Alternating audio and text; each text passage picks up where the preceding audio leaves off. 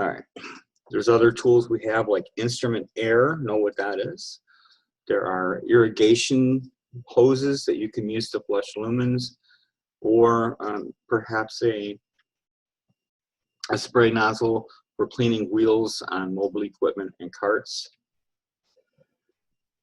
You may have a cart washer, which would be really nice, where you can put these carts in it.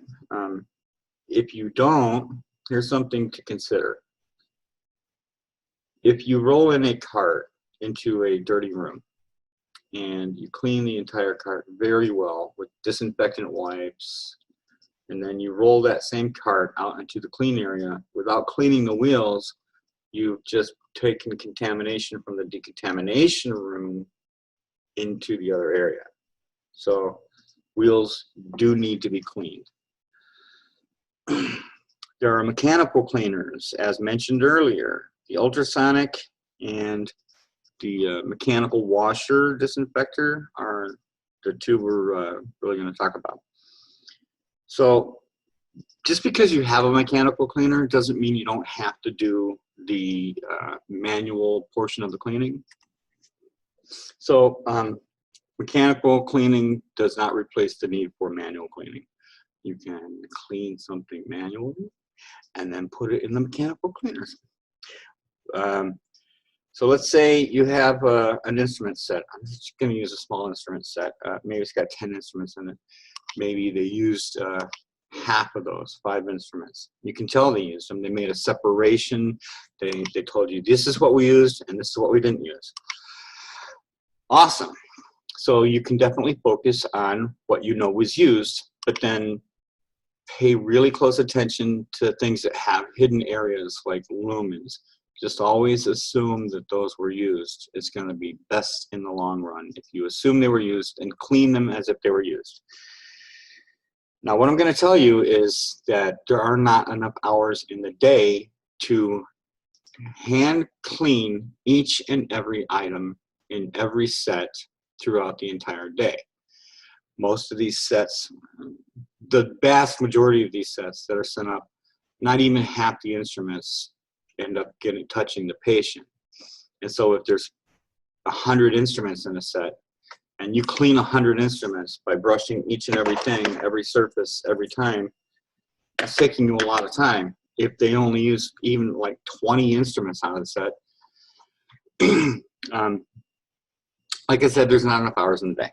So, but the ultrasonic, which cleans like cavitation and vibrates at 20,000 to 30,000 vibrations per second, ultrasonic, that's above your capacity to hear. You'll hear the ultrasonic generator, but you won't hear the ultrasonic. Never mind. Okay, so we have things like this. So let's say you take that 100 instrument tray and you focus your attention on the 20 items that were used, look through the set, look for any suctions or anything that have hidden areas, make sure that you hand clean those, and then you can put them in the ultrasonic, which is going to do a lot toward cleaning things. It's going to remove even more than you did with your brush, and it's going to help to get into the recesses, like areas, you see here, where these two pieces of this instrument come together. There's an area in there where you cannot brush. I don't like turning red. Oh well. Maybe I'll use a Snapchat filter. Okay. So an ultrasonic is a mechanical cleaner that can only be used if you've already manually cleaned the items. And then the ultrasonic, if you're on page 140, you see that the ultrasonic has an IFU. Bath temperatures, it says, for cleaning instruments in an ultrasonic should be between 80 and 109. This is pretty much true for manually washing in a sink as well.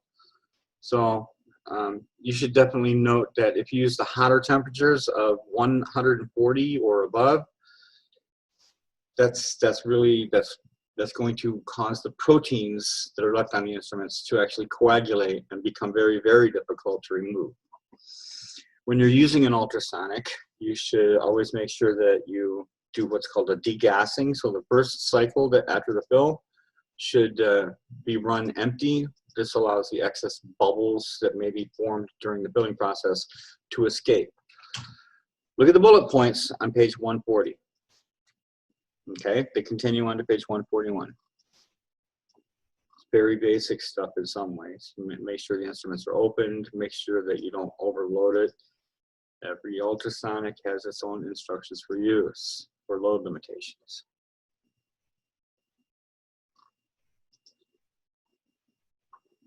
There's a picture of what is obvious to me that it's overloaded ultrasonic. I can even see that some of those instruments are sticking out of the surface of the water. I don't know how that's supposed to work. But I mean, when you put your clothes in the washing machine, do you leave one pant leg sticking out? Of course not. Okay, ultrasonic is a very good tool. Certain things cannot go into an ultrasonic, like chrome-plated or ebonized instruments, things that are made of plastic, cork, wood, chrome, or rubber. Fiber optics will become destroyed. If you like destroyed fiber optics, then you put them in an ultrasonic, but that's going to be a very expensive mistake. Washer disinfector. Now, let me tell you, there's something also called a washer sterilizer, which I've never seen in my life. The point is, I'm not sure what the point of having a washer sterilizer is. A washer sterilizer will not make something actually safe to use on the patient. It's just an extra level of microbial destruction before sterilization. Okay, but the washer disinfector is what you're going to be seeing in probably your hospital. Okay. So it says here in the note, automated mechanical washers are not appropriate for washing electrical, battery, or pneumatic devices unless otherwise stated in the device's IFU. And I've seen IFUs that do allow you to use a washer disinfector to clean them. But it's not everything. Washers work on the principle of impingement. And you know what this is. So let me explain it to you so you know what I'm talking about. You ever put your thumb over the end of a garden hose and the water comes out faster? That's impingement. Very basic. You restrict the water and it's still going to force its way out, and when it does, it comes out fast. So washers work on impingement, and you need to make sure that the spray arms are kept clean. I'm on page 143, and I'm going to address the garbage on the bottom of the washer. This is the kind of thing that can get up into the spray arms and block the holes in the spray arms and cause them not to function properly. All right, back to page 142. Oh boy, this is a big chapter, guys. On page 142, it says many things. So look at the bullet points. Washers have, most washers, I've not seen all washers, but every washer I've ever used has multiple cycle options, and these are needed. If you're just going to run regular instruments that need to be lubricated, then you would probably use an instruments cycle that's as it's programmed into the washer. If you're going to run regular needing lubrication instruments that are very light and delicate, like a microsurgery set, then you would probably choose a gentle instrument cycle. If you're going to run implants, which should never have lubrication put on them, then you would use a cycle called ortho, or some other cycle that is programmed so that it doesn't add lubrication. Cycle that you would choose instruments or gentle for this adds lubrication. Okay, so there are multiple cycle options available. And okay, there's a good picture around here somewhere. We'll just keep going. Some of this is a repeat from the instrument resource manual, like about not overloading the washer, the racks. You need to make sure that the spray arms can move freely. So if you have your instrument standing up, let's say you have some 9-inch long needle holders and they're standing up, the spray arm wants to turn. Okay. Not only can you damage the instruments, but it's going to stop the spray arm from turning, which defeats the purpose of having a spray arm that's capable of turning. It's not going to be able to contact all the surfaces. And instruments should be disassembled, and then their small parts can be placed inside approved containers, like the ones shown in the picture. So some things have to be disassembled through cleaning. Other things you wish you could disassemble them, but you have to look for ways to disassemble them. So when in doubt, ask somebody who knows, somebody who's been there before you. Hinged instruments should be open to permit direct contact of the water and the detergent. Trays that have multiple levels should be opened, and each tray should be placed separately on the washer's rack. Failure to separate multi-level trays can cause the wash process to fail because the cleaning solution can't reach the areas of the instruments. Trays that have lids should be opened up. Those holes that are drilled into lids of many trays are not there for the cleaning process to take place, but they are there for the air to escape during sterilization and the steam to get in. Okay, that washer screen at the bottom of the washer, as it shows in that one picture, just remove the trash. Whenever you see it, you see one thing in there, pull it out. And be very careful about what you're putting into the washer.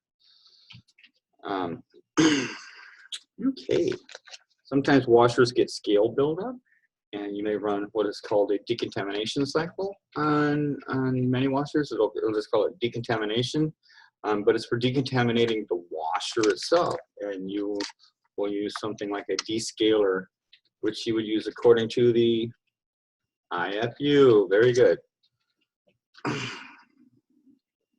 Okay, one of the many cycle options that are available on these washers would be like a utensil cycle. If it's bowls and cups and little medicine cups and bowls in many sizes, graduated pitchers, they don't need lubrication, and they should not have the high impingement. So it would be a utensil cycle, which is basically a gentle cycle with no lubrication. Cart washers are a thing. They're a glorious thing. They can really take a lot of the work and make it super easy. Some cart washers have a built-in instruments capability. They do not all, so you would never wash instruments in a cart washer unless there was a special cycle and that cycle was selected. Automated endoscope reprocessors. This is another machine. This is, so we usually say reprocess, talking about the entire process, cleaning, sterilization, etc. So, but what an automated endoscope reprocessor can do is it can disinfect, or sterilize. But then when you take the item out of the automated endoscope reprocessor, it's no longer going to be sterile because there's no protective wrap. These AERs use a liquid chemical that is capable of disinfecting and or sterilizing. But once that door opens on that thing, there's no protective wrap. So we use the AERs for things that are semi-critical. If they're only going to touch the mucous membrane, so they can come out, be dried, and dried again because you don't put things away wet, hung up to dry, and then it can be safely used on a patient. Though not sterile, it has a should have very few bacteria on it, and they should not be growing on it because you put it away dry. Now we're on cleaning chemicals and lubricants. Look at the picture on page 146 of that little crime scene. So the cleaning chemicals that we're going to be using should be able to to remove all of this with some aid, some help from us, brushes and things like that. One type of chemical product that we use